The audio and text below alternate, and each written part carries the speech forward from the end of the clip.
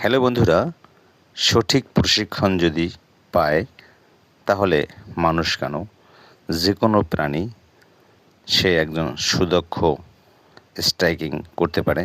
আপনারা দেখতে পাচ্ছেন এই কুকুরছানাটি সে কীভাবে স্ট্রাইকিং করছে এবং সঠিক ব্যালেন্স বজায় রেখে সে একটা খাড়া সিঁড়ি থেকে নিচে নেমে যাচ্ছে স্ট্রাইকিং করে এবং আউটসাইড ইনসাইড দুই দিকে লক্ষ্য রেখে তার যে সাইডে কোন সাইডে সে তাকে যেতে হবে সেটা পর্যন্ত সে ব্যালেন্স করে নিচ্ছে।